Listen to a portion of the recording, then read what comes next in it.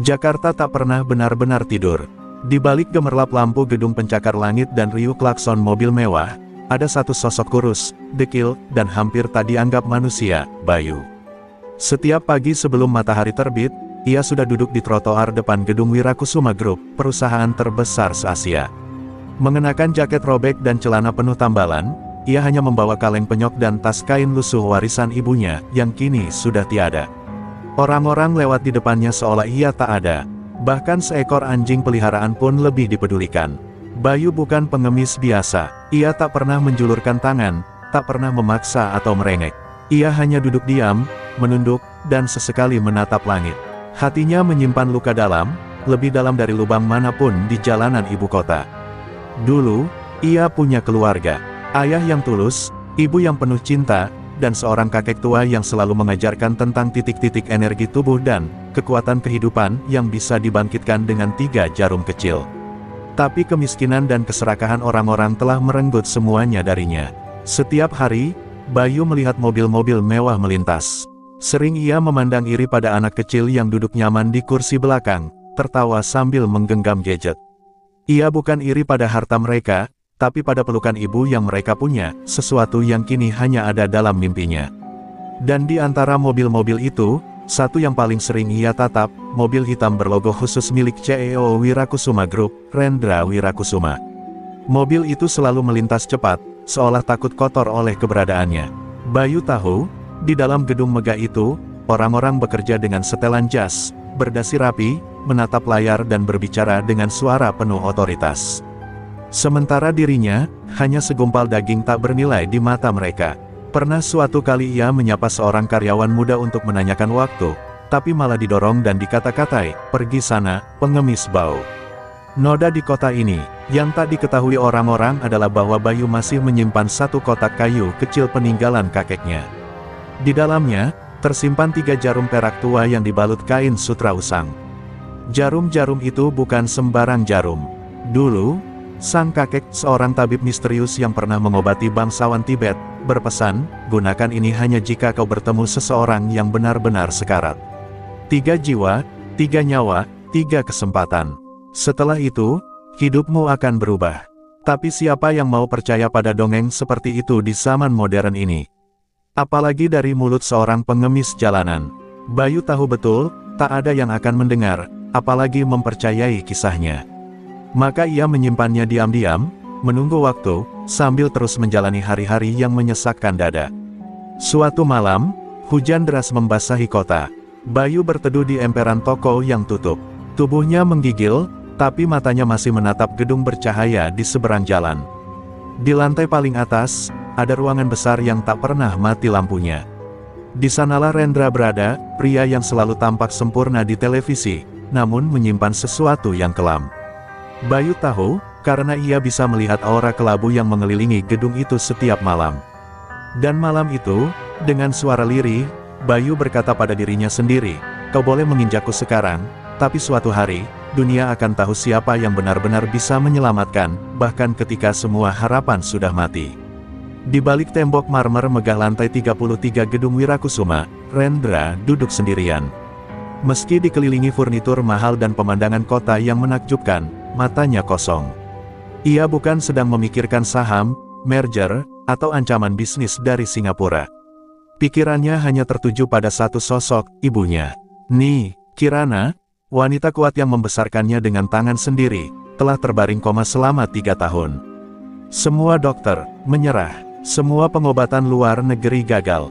Rendra, pria yang mampu membeli perusahaan manapun, tak bisa membeli satu hal, kesadaran ibunya.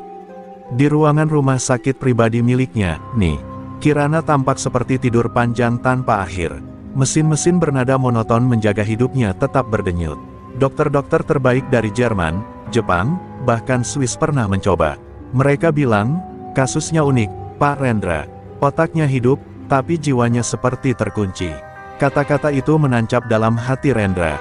Ia memukul meja, melempar vas bunga, bahkan memecat beberapa dokter karena merasa ditipu. Tapi tetap, sang ibu tak pernah membuka mata. Orang-orang melihat Rendra sebagai raja bisnis Asia. Tapi tak ada yang tahu, setiap malam ia duduk di sisi ranjang ibunya, menggenggam tangan yang dulu menamparnya agar rajin belajar, menangis dalam diam, berharap keajaiban.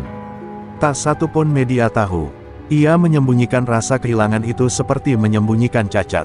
"Mama, aku sudah berjuang. Tapi kenapa kau masih tidur?" bisiknya lirih, seperti anak kecil yang kehilangan arah. Para peramal sudah didatangkan. Dukun dari Kalimantan, biksu dari Nepal, bahkan mantan eksorsis dari Korea Selatan. Semua gagal. Rendra, yang awalnya sombong dan skeptis, kini menjadi pria yang menggantungkan harapan pada hal yang dulu ia hina, keajaiban. Tapi satu hal tetap ia tolak dengan keras: pengemis, rakyat jelata, orang miskin. Dalam pikirannya, mereka adalah beban kota, pengganggu pemandangan, dan perusak citra modernitas. Sampai suatu siang, setelah kembali dari rumah sakit, mobilnya berhenti di lampu merah. Di trotoar, seperti biasa, ia melihat sosok dekil duduk menunduk Bayu. Entah mengapa hari itu berbeda. Bayu menatap langsung ke arahnya, tajam, dalam, dan seolah tahu sesuatu yang tidak seharusnya ia ketahui. Rendra merasa risih. Ia membuka jendela dan berteriak, "Apa lihat-lihat? Mau duit? Nih, pergi sana sebelum saya suruh tangkap." Tapi Bayu tidak menyambut uang yang dilemparkan ke tanah. Ia tetap duduk, lalu berkata dengan suara lirih namun tegas, "Ibunda Anda tidak sakit." Jiwanya terperangkap. "Saya bisa bantu, tapi waktunya tak banyak." Kata-kata itu bagai petir menyambar dada Rendra. Bagaimana mungkin seorang pengemis tahu soal ibunya? Seketika sopirnya turun dan hendak mengusir Bayu, tapi Rendra menahan. Ada sesuatu dalam mata pengemis itu, sesuatu yang membuatnya ragu untuk pergi begitu saja. Mobil melaju kembali, meninggalkan Bayu yang kembali menunduk. Tapi dalam hati Rendra, terjadi pertarungan besar. Logikanya menertawakan, namun nuraninya terusik. Malamnya, ia membuka kembali rekaman CCTV dari jalanan depan gedungnya. Ia memutar ulang video tatapan Bayu. Lalu terdiam lama. Siapa dia sebenarnya? Gumamnya. Dan di kamar rumah sakit, saat ia kembali menggenggam tangan ibunya, suara Bayu kembali terngiang. "Waktunya tak banyak." Untuk pertama kalinya dalam 3 tahun, Rendra merasa ada harapan yang tidak bisa dibeli, tapi mungkin bisa ditemukan di tangan seorang pengemis. Keesokan harinya, suasana di lobi utama gedung Wirakusuma terasa tegang. Para karyawan berjas sibuk dengan berkas dan jadwal meeting. Namun suasana mendadak berubah saat seorang pemuda kumal masuk melewati pintu depan. "Pengemis, Bayu." Para satpam langsung bergerak cepat, menghadangnya dengan kasar. "Kau tidak boleh masuk ke sini. Tempatmu di jalan, bukan di gedung ini." Bentak seorang satpam, mendorongnya keluar. Bayu berdiri tenang, tak melawan. Matanya menatap ke dalam gedung, seolah bisa menembus dinding kaca dan melihat seseorang di atas sana. "Saya harus bertemu Pak Rendra. Saya tidak datang untuk mengemis," ucapnya pelan. Tapi satpam hanya tertawa, semua pengemis juga bilang begitu. Mereka bersiap menariknya paksa, namun tiba-tiba salah satu sekretaris dari lantai atas turun tergesa-gesa dan berbisik ke telinga petugas keamanan. Pak Rendra menyuruh, "Izinkan dia naik." Di ruang kantor mewah lantai 33, Bayu akhirnya duduk berhadapan langsung dengan Rendra. Namun suasana tegang terasa kaku. Rendra bersedekap, menatap tajam sambil mengernyitkan alis. "Kau, benar-benar nekat. Banyak orang gila di luar sana, tapi kau paling gila. Berani-beraninya kau bicara soal ibuku kemarin." Bayu tidak gentar. Ia membuka tas kainnya perlahan, mengeluarkan kotak kayu kecil usang. Di dalamnya, 3 jarum perak berkilau di bawah cahaya lampu. "Saya tak datang untuk mengemis, Pak. Saya datang untuk menyelamatkan seseorang yang masih Anda cintai," ucap Bayu tenang. Ia lalu menyebutkan detail kondisi ibunda Rendra yang tak pernah dipublikasikan, tentang suara napas yang tak teratur, jari kanan yang terkadang bergerak tanpa sebab, dan bayangan gelap yang menyelimuti dadanya. Wajah Rendra menegang. Tak ada yang tahu soal itu, bahkan dokter spesialis pun tak pernah menyebutnya. Namun detik berikutnya, Rendra tertawa. Keras, penuh ejekan. "Kau pikir aku akan percaya? Seorang gelandangan mengaku bisa menyembuhkan ibuku hanya dengan 3 jarum. Ini abad ke-21, bukan kisah dongeng Tiongkok. Pergi dari sini sebelum aku benar-benar menyesal membiarkanmu masuk." Suaranya menggema, menamparkan Bayu dengan penghinaan yang menusuk ke hati. Bayu menunduk sejenak, lalu berdiri. Ia tak marah, hanya berkata lirih, "Saya tak datang untuk dipuja. Saya hanya membawa harapan. Dan harapan, terkadang datang dalam wujud yang paling Anda benci. Sebelum pergi, ia menaruh satu jarum di atas meja Rendra. Jika ibu Anda makin memburuk dalam 3 hari ke depan, cari saya. Atau segalanya akan terlambat. Setelah Bayu pergi, Rendra menatap jarum itu lama. Hatinya diliputi kebingungan yang tak bisa dijelaskan. Ia ingin marah, ingin membuang benda itu ke tong sampah.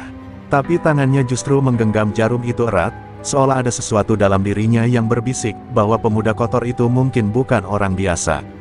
Dan malam itu, saat ia kembali ke rumah sakit, tubuh ibunya menggigil hebat. Mesin alarm menyala, dokter-dokter panik. Nih, Kirana tidak membaik, ia justru memburuk. Rendra terdiam di sudut ruangan, matanya tertuju pada satu benda yang ia bawa diam-diam dari kantor, jarum kecil itu. Suara Bayu kembali menggemakan ancaman lirihnya, 3 hari, atau semuanya akan terlambat. Malam itu udara di rumah sakit terasa menyesakkan. Seluruh tim medis bergerak cepat, namun tak satu pun bisa menjelaskan mengapa detak jantung Ni Kirana melonjak lalu turun drastis dalam hitungan menit. Dokter spesialis neurologi menyarankan perawatan intensif, tapi semua prosedur telah dilakukan. Tak ada lagi yang bisa dicoba. Di pojok ruangan, Rendra duduk membisu, menatap ibunya yang tubuhnya makin pucat. Dalam hatinya, pertarungan besar terjadi antara ego seorang CEO dan jeritan hati seorang anak. Di saku jasnya, jarum kecil yang ditinggalkan Bayu terus mengganggu pikirannya. Rendra menggenggamnya, tangannya gemetar. Apa aku sudah sejauh ini, hingga harus percaya pada pengemis jalanan? Pikirnya, tapi saat menatap wajah ibunya, sosok yang dulu memeluknya di tengah badai hidup, egonya runtuh. Malam itu juga, dengan keputusan yang tak pernah dibayangkan, Rendra menghubungi nomor yang ditinggalkan Bayu di secarik kertas usang. Tak sampai 1 jam, Bayu datang. Tidak dengan mobil, tidak dengan pakaian rapi, tapi dengan langkah pasti, dan tatapan yang tak lagi seperti pengemis. Perawat menolak membiarkannya masuk ruang ICU, tapi Rendra membentak semua yang menghalangi. Biarkan dia masuk, kalau ada yang berani ganggu, anggap surat pemecatan langsung dari saya. Bayu melangkah ke ranjang pasien dengan tenang, membuka kotak kayu warisan kakeknya. Di dalamnya, 2 jarum tersisa. Jangan tanya apapun, ucap Bayu sebelum mulai. Saya butuh keheningan, dan keyakinan. Karena ini bukan hanya soal tubuh, ini soal jiwa. Ia menusukkan jarum pertama di titik, semen, puncak saraf yang terhubung dengan emosi batin. Jarum kedua di titik, nyintang, di antara alis, tempat yang dipercaya sebagai mata ketiga. Rendra menatap penuh tegang, tak percaya pada yang dilihatnya, namun tak berani memalingkan wajah. Tiba-tiba tubuh Ni Kirana mengejang, detak jantung melonjak, lalu tenang. Mesin monitor menampilkan grafik baru yang tak pernah terlihat sebelumnya. Mata perawat melebar, dokter yang menonton dari balik kaca tak bisa berkata apa-apa. Bayu memejamkan mata, lalu menusukkan jarum ketiga di titik tengah dada, titik, dansong, pusat energi hati. Seketika ruangan terasa hening, seakan waktu berhenti. Beberapa detik, lalu satu gerakan kecil terjadi. Jari tangan Ni Kirana bergerak, kelopak matanya berkedip, bibirnya terbuka pelan. Rendra, bisiknya lirih. Rendra terjatuh berlutut, menutup mulutnya menahan isak. Seluruh tim medis gemetar melihat keajaiban yang tak dapat dijelaskan secara logika medis. Tangisan haru memenuhi ruangan. Bayu menatap Rendra sekali lagi. Aku sudah penuhi tugasku. Ini 1 dari 3, 2 jarum tersisa. Hanya Tuhan yang tahu, siapa yang akan membutuhkan 2 lainnya. Ia lalu berjalan keluar tanpa menoleh, meninggalkan ruangan penuh keharuan. Rendra ingin mengejar, tapi tubuhnya masih gemetar. Ia hanya bisa berteriak lirih, siapa kau sebenarnya? Dan di koridor panjang rumah sakit, Bayu berjalan sendiri. Tak ada kamera, tak ada sorotan, tak ada pujian. Tapi di balik langkah sepi itu, lahirlah sebuah nama yang sebentar lagi akan mengguncang Asia, Tabib 3 Jarum. Berita kesembuhan ajaib Ni Kirana Wirakusuma meledak seperti petir di tengah langit cerah. Dalam waktu kurang dari 24 jam, semua media nasional menyiarkan keajaiban itu. Rumah sakit tempat ia dirawat dipenuhi wartawan, influencer kesehatan, hingga politisi. Mereka semua ingin tahu siapa yang telah membuat seorang pasien koma selama 3 tahun bisa kembali berbicara. Namun Rendra hanya menjawab singkat, bukan dokter. Bukan dukun, tapi seseorang yang datang dari jalanan. Tak butuh waktu lama hingga nama, Bayu, mulai disebut-sebut di dunia maya. Tapi tak ada yang benar-benar mengenalnya. Ia tak memiliki KTP, tak ada akun media sosial, bahkan tak punya tempat tinggal tetap. Bayu menjadi misteri. Satu-satunya petunjuk hanyalah cerita tentang 3 jarum, dan sosok muda yang membawa kotak kayu kecil berisi benda-benda yang bukan berasal dari dunia medis modern. Dunia medis terbelah, sebagian menganggapnya penipu, sebagian lagi menyebutnya sebagai perantara kekuatan alam. Rendra diam-diam menyuruh anak buahnya menyebarkan rekaman CCTV malam penyembuhan itu ke beberapa jaringan internasional. Bukan untuk mengeksploitasi Bayu, tapi sebagai bentuk pembelaan. Karena ia sadar, Bayu telah menyelamatkan satu-satunya orang yang masih membuatnya merasa jadi manusia. Tak lama, jurnalis luar negeri mulai menyebutnya The Three Needles Healer, tabib 3 jarum, dengan artikel berjudul From Beggar to Miracle Worker. Namun Bayu tetap tak berubah. Ia tak mencari pujian, tak menerima tawaran uang dari keluarga Rendra, dan menolak diwawancara. Setelah penyembuhan, ia menghilang beberapa hari, kembali ke sudut trotoar tempat ia biasa duduk. Tapi kali ini, banyak orang mencarinya, bukan untuk mengusir, tapi untuk meminta kesembuhan. Orang-orang yang dulu menendangnya kini duduk di kakinya, menangis, memohon pertolongan. Hingga suatu malam, seorang gadis kecil datang menghampiri Bayu. Ia membawa ibunya yang lumpuh. Mereka bukan orang kaya, hanya penjual sayur dari pinggiran kota. Bayu melihat mata sang ibu, dan tahu, ini adalah panggilan kedua. Dengan 2 jarum yang tersisa, ia mengobati sang ibu dalam diam. Tak ada kamera, tak ada sorak-sorai. Tapi dalam 2 menit, sang ibu berdiri. Gadis kecil itu memeluk Bayu sambil menangis. Kau seperti malaikat. Rendra, yang mendengar kabar itu, akhirnya mengambil keputusan besar. Ia membangun sebuah klinik elit di Jakarta Pusat, dan menamainya 3 Jarum, dengan Bayu sebagai kepala tabib. Awalnya Bayu menolak, tapi Rendra membujuknya bukan dengan uang, melainkan dengan janji bahwa klinik itu juga akan mengobati orang miskin secara gratis. Bayu akhirnya setuju, dengan satu syarat, tidak ada yang boleh mengatur cara ia menyembuhkan pasien. Saya bukan dokter, saya hanya memindahkan luka dari tubuh ke cahaya.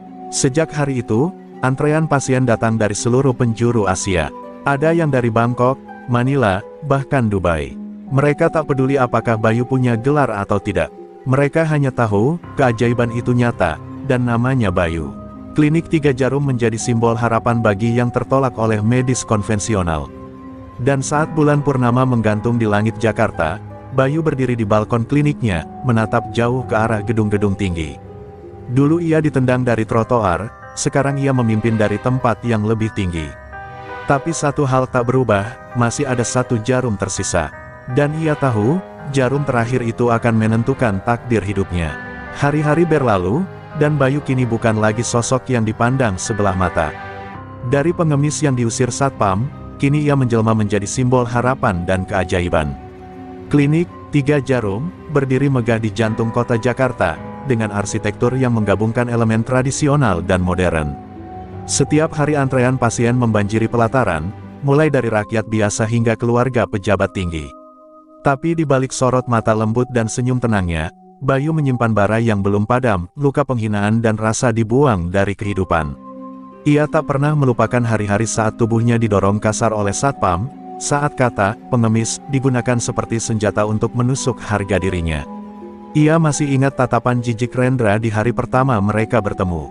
Dan kini, Rendra datang setiap minggu, menyapa dengan hormat, bahkan memanggilnya Tuan Bayu. Dunia bisa berubah cepat, tapi hati manusia belum tentu sepenuhnya sembuh. Bayu memandangi jamu-jamu herbal yang dulu diajarkan oleh kakeknya. Di meja kerjanya, kotak kayu berisi 1 jarum terakhir selalu terbuka, seolah menanti saat yang tepat. Jarum ketiga, bukan untuk sembarang orang, ucap Bayu pada dirinya sendiri. Dalam hatinya, ia merasa jarum terakhir bukan untuk orang asing. Bukan untuk pasien, tapi untuk menyelesaikan sesuatu yang lebih besar, mungkin luka lama yang belum tertutup. Suatu malam, Bayu duduk sendirian di ruang terapi. Hujan turun deras di luar jendela. Ia memutar rekaman CCTV lama yang ia salin dari kantor Rendra, rekaman saat ia diusir dari lobi, saat satpam menendangnya, dan Rendra tertawa sinis. Bukan untuk mengenang, tapi untuk mengingat bahwa meski kini ia berada di atas, ia pernah diinjak sampai nyaris tak bernyawa. Mereka pikir kekayaan bisa menghapus dosa, gumamnya lirih. Namun di saat yang sama, ada perubahan pada Rendra yang membuat Bayu bimbang. Rendra kini terlihat lebih lembut, lebih sering bicara soal kegiatan sosial, bahkan menyumbang ratusan miliar untuk rumah sakit miskin. Tapi Bayu bertanya-tanya, apakah itu tulus, atau hanya rasa bersalah yang dibungkus dengan kemewahan. Beberapa pasien mulai membisikkan cerita, bahwa Rendra sebenarnya tengah mengidap penyakit jantung langka, yang tak bisa disembuhkan oleh teknologi modern. Bahkan dokter luar negeri pun mulai angkat tangan. Rendra selalu tampak sehat di depan publik, tapi setiap malam, tubuhnya digerogoti rasa takut akan kematian yang mendekat. Dan satu-satunya harapannya, adalah pria yang dulu ia hina habis-habisan, Bayu. Ketika Rendra akhirnya datang ke klinik malam-malam dalam kondisi lemah, matanya sembab dan wajahnya pucat, Bayu tidak langsung menerimanya. Ia hanya menatapnya lama. Sunyi, kau datang bukan sebagai CEO, tapi sebagai manusia yang takut mati, ujar Bayu, dingin. Rendra terdiam, menunduk. Aku tidak minta dimaafkan, hanya ingin hidup. Aku tahu, aku banyak salah. Bayu memandangi jarum terakhir di meja. Tangan kirinya perlahan meraihnya, tapi dalam hatinya, badai berkecamuk. Menolong, atau membiarkannya merasakan luka yang sama seperti yang dulu ia rasakan. Dan pada malam itu, untuk pertama kalinya sejak menjadi tabib, Bayu merasa bahwa menyembuhkan tubuh jauh lebih mudah daripada menyembuhkan hati. Bayu berdiri mematung di ruang terapi utama. Hujan di luar seperti menggambarkan isi hatinya yang kelabu. Di depannya, Rendra terbaring di ranjang pasien, tubuhnya menggigil, wajahnya pucat pasi, napasnya berat. Mesin ECG kecil di samping tempat tidur memancarkan suara detak jantung tak beraturan. Dalam genggaman Bayu, jarum terakhir itu terasa jauh lebih berat dari sebelumnya. Bukan karena ukurannya, tapi karena beban moral yang menyertainya. Inilah dia, batin Bayu, orang yang dulu mempermalukanku di depan umum, yang meludahi harga diriku, kini memohon nyawanya diselamatkan. Dalam hati kecilnya, Bayu ingin berpaling, ingin berkata, sekarang kau tahu rasanya jadi aku. Tapi setiap kali matanya menatap tubuh Rendra yang rapuh, kenangan tentang ibunya muncul. Tentang bagaimana ibunya tetap mengajarkan untuk memaafkan, bahkan kepada orang yang paling kejam sekalipun. Rendra membuka mata pelan, suaranya serak. Aku tahu aku pantas dibenci. Tapi aku juga tahu, hanya kamu yang bisa menyelamatkanku. Aku minta maaf, Bayu. Kata-kata itu bukan sekadar permintaan. Itu pengakuan yang lahir dari seorang pria yang telah kehilangan kendali atas hidupnya. Dan untuk pertama kalinya, Rendra menangis. Bukan air mata ego, tapi air mata penyesalan. Bayu duduk di samping ranjang. Jari-jarinya gemetar saat membuka kotak kayu. Jarum terakhir bersinar lembut di bawah lampu temaram. Ia memandangnya lama. Kakek, kalau aku menusukkan jarum ini untuk orang yang pernah melukaiku, apakah itu kelemahan, atau kekuatan? Gumamnya dalam hati. Dan di kejauhan, seperti gema dari masa lalu, terngiang suara sang kakek, kebaikan sejati bukanlah menyembuhkan teman, tapi menyelamatkan musuh tanpa menghilangkan nuranimu. Dengan napas panjang, Bayu mengusap dada Rendra, menemukan titik energi terakhir, Zongfu, titik paru-paru yang juga dipercaya sebagai pintu antara hidup dan kematian. Ia menusukkan jarum dengan lembut. Saat itu juga, tubuh Rendra kejang singkat lalu tenang. Mesin monitor menunjukkan stabilisasi detak jantung. Perlahan, warna kembali ke wajahnya. Keajaiban terjadi, lagi. Rendra tertidur dengan tenang. Bayu duduk di kursi dekatnya, menatap langit-langit. Air matanya mengalir, bukan karena sedih, tapi karena rasa lega yang tak terucap. Ia telah memilih memaafkan, dan itu jauh lebih sulit dari menyembuhkan. Ia tahu, dendam hanya akan menjadikannya sama seperti orang-orang yang dulu membuangnya. Beberapa jam kemudian, Rendra terbangun. Ia menatap Bayu yang tertidur di sampingnya. Tak berkata apa-apa, hanya menggenggam tangan pria yang baru saja menyelamatkan hidupnya. Dalam genggaman itu, tak ada lagi jarak antara kaya dan miskin, antara atas dan bawah. Hanya dua manusia, yang akhirnya saling memahami luka satu sama lain. Dan di meja kecil di pojok ruangan, kotak kayu itu tertutup untuk pertama kalinya. 3 jarum telah digunakan, Tapi bagi Bayu, tugas sejatinya baru saja dimulai. Bayu memandangi kotak kayu kecil di pangkuannya. Kini kosong. 3 jarum yang diwariskan oleh sang kakek telah ia gunakan. Tidak sembarangan, tidak untuk ketenaran, tapi untuk orang-orang yang hatinya ia sentuh dan yang menyentuh hatinya. Tapi saat jarum terakhir menusuk dada Rendra dan menyelamatkannya dari maut, Bayu tahu bahwa bukan hanya jarum itu yang habis, melainkan juga satu bagian dari dirinya yang ikut lenyap. Dendam yang telah lama ia pelihara, kini berubah menjadi perasaan hampa. Keesokan paginya, Bayu terbangun di klinik. Senyum para perawat dan pasien menyambutnya, tapi di balik itu, tekanan luar mulai memuncak. Media dunia memberitakan penyembuhan Rendra sebagai mukjizat ketiga. Wartawan dari CNN, NHK, hingga Al Jazeera membanjiri gerbang klinik 3 jarum.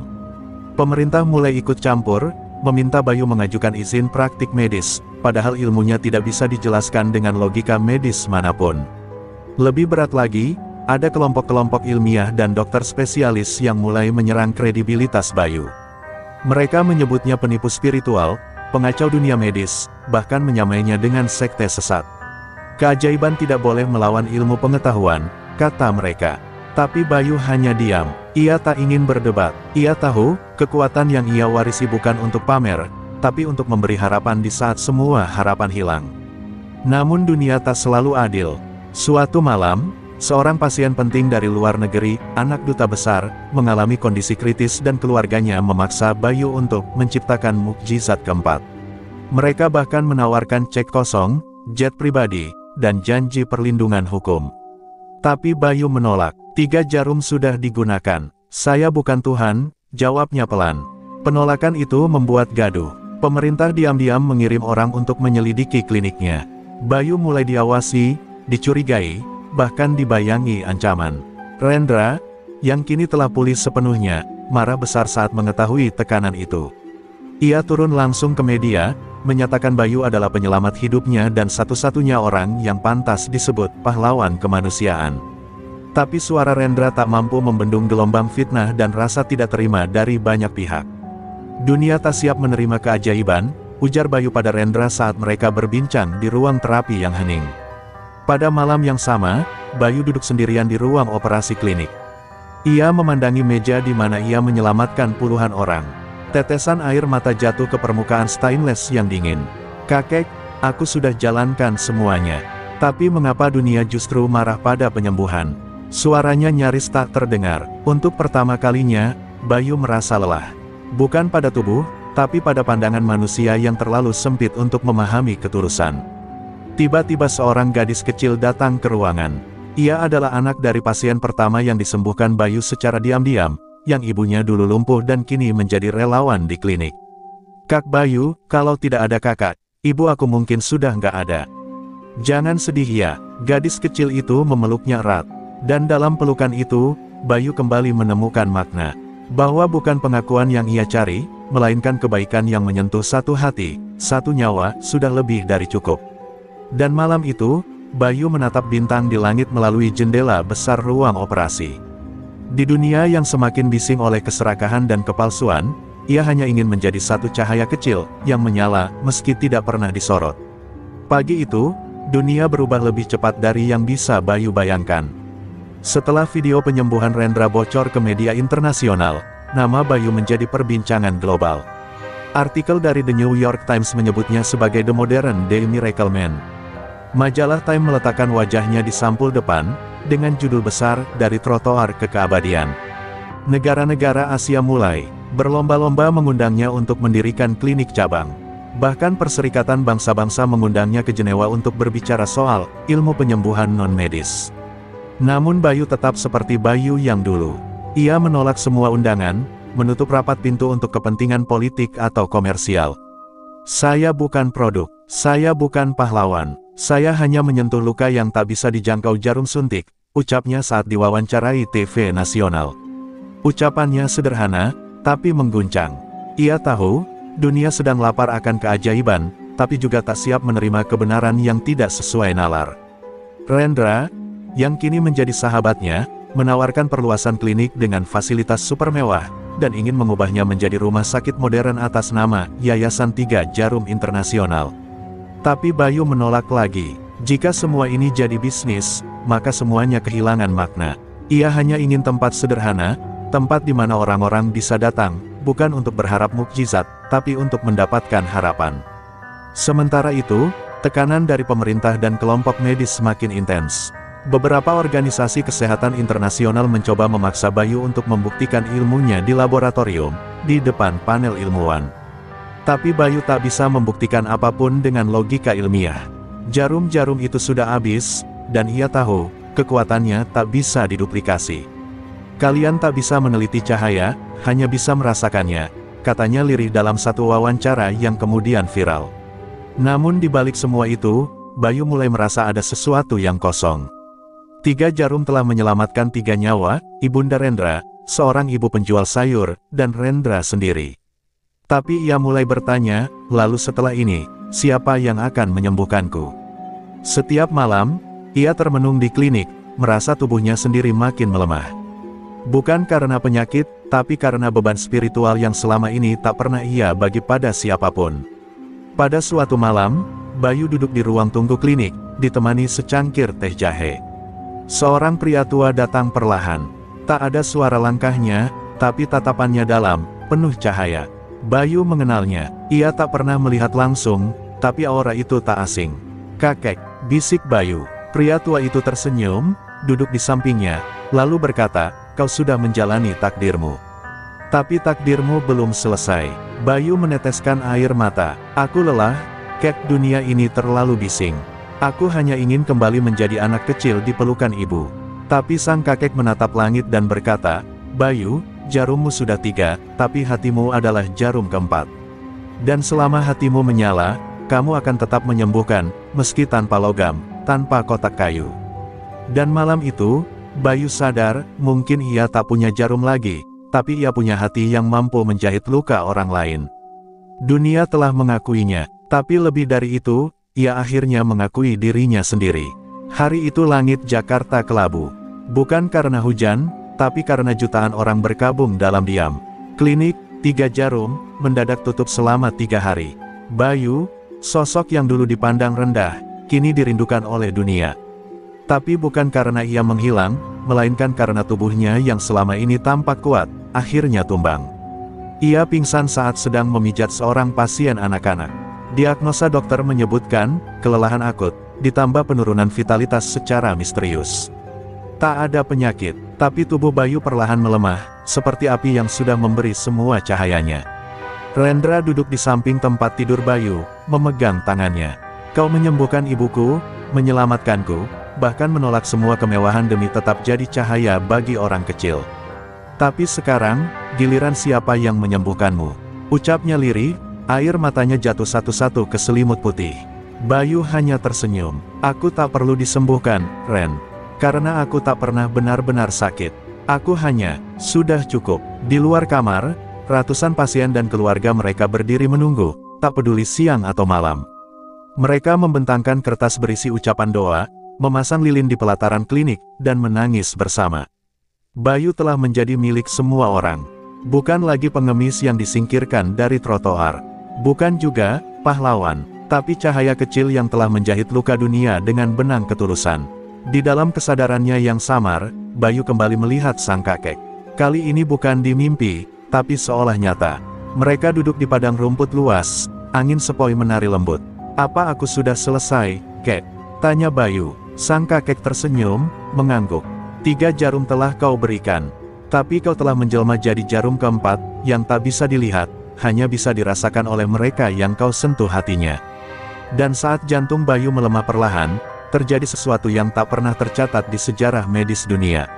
Lampu-lampu di ruang tunggu klinik berkedip pelan, udara terasa hangat, dan seolah seluruh ruang dipeluk oleh cahaya. Pasien-pasien yang sebelumnya sakit keras, satu persatu merasakan tubuh mereka lebih ringan.